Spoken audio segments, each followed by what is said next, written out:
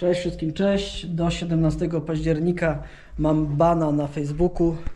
Nie mogę robić relacji na żywo. Nie mogę pisać na czacie grupowym. Mam bana, bo pisałem nieprawdziwe informacje, oszustwa finansowe. Sklasyfikowali jako... No dobra, do 17 października będę robił filmiki i wstawiał bez live'a, ale mam dobrą wiadomość.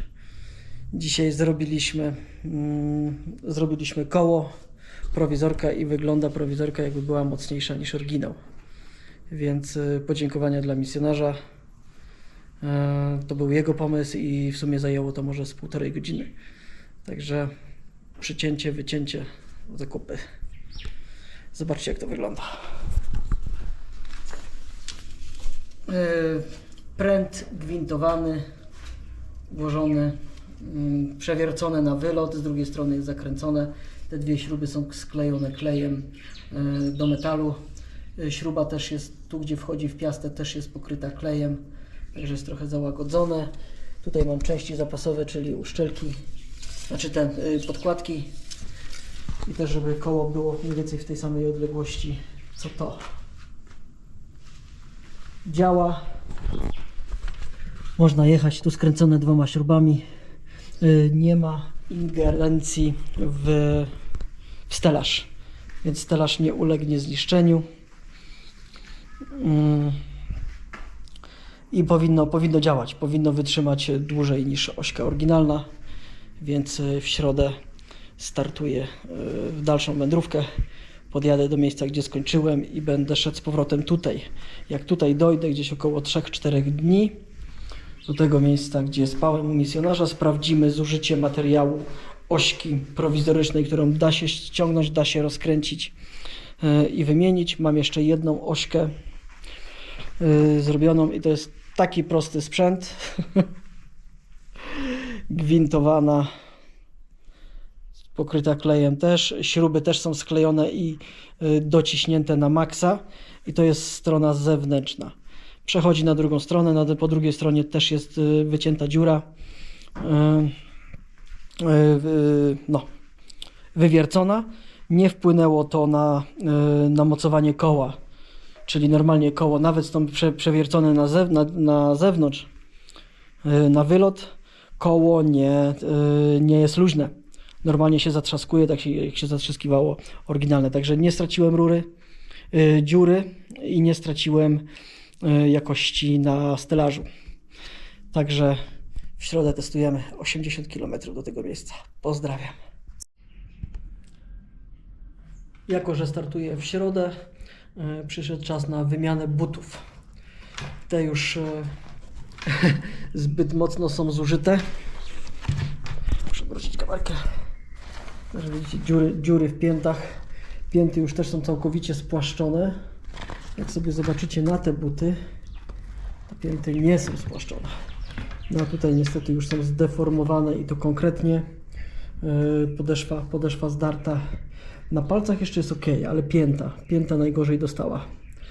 I teraz tak, no buty są zdeformowane, na pewno są szersze, rozszerzyły się na bokach, porobiły się dziury wielkie, tutaj też.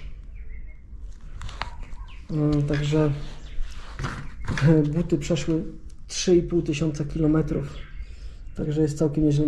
Ten ma się całkiem jeszcze, więc można by było w tym iść. Nie wiem, czy sobie go nie zostawię na taką czarną godzinę, chociaż nie, pięta tutaj już, o, zobaczcie, tu już pięta dostała.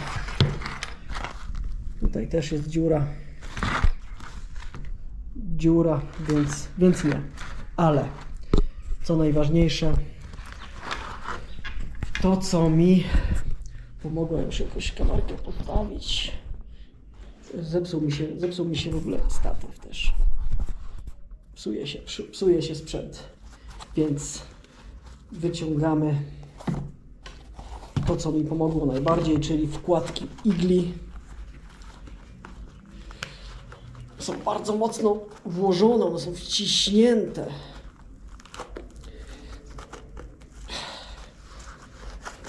Wyciągnąć. I zobaczcie, wkładki też mają 3000 km. są w idealnym stanie. Nic im się nie stało. Tutaj oczywiście jest piach przyklejony, bo ta stopa jakby się nie było poci, piach wpada, przykleja. I tu zobaczcie. Jest włókno węglowe, które trzyma formę wkładki. Ta wkładka się nie deformuje praktycznie w ogóle. I ona jest wyprofilowana odpowiednio do stopy.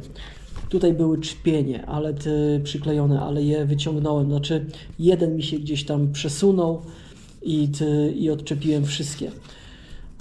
Czpienie dają wysokość, także jeżeli but jest niski, ma niską podeszwę, niską piętę, to daje nawet pół centymetra, kilka milimetrów wysokość, więc robią obtarcia na piętach i niszczą strasznie pięty w butach, więc wyciągnąłem, żeby spłaszczyć, ale te wkładki mi pomogły przejść tyle kilometrów, bo normalnie przy tak zniszczonych butach bez tych wkładek nie byłoby możliwości, po prostu stopy by były strasznie zniszczone, więc super. Dla mnie wkładki Igli mistrzostwo.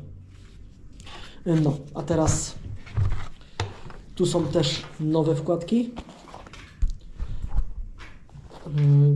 W tych butach, te buty nie są nowe, ale jak widzicie nie mają dziur.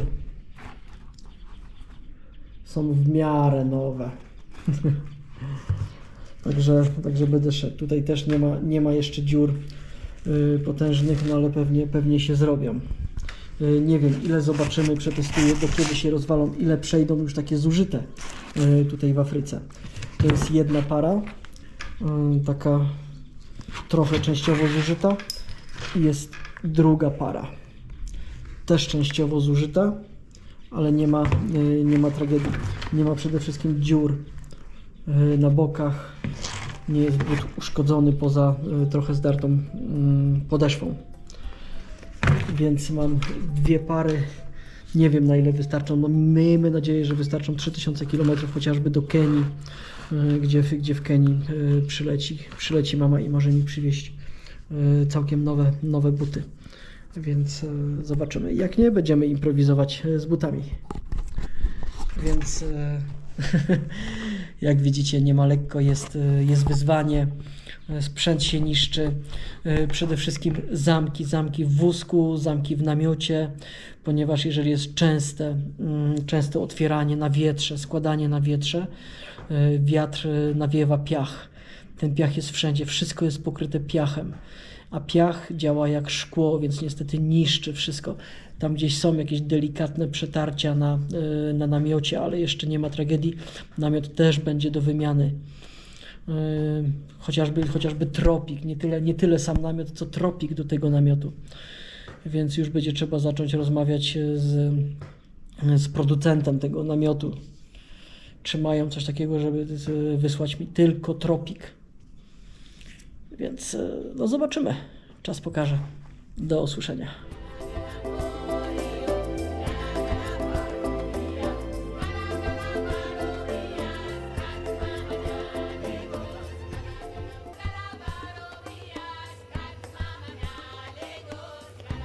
Ładne. No, ale nie zmieniasz koloru, tak? A już zmieniła chyba pasek. Ten biały, tak. A nie było go. I miała te podgardle miała żółte. Najbardziej widać jak na przykład jest uschnięty kwiatek.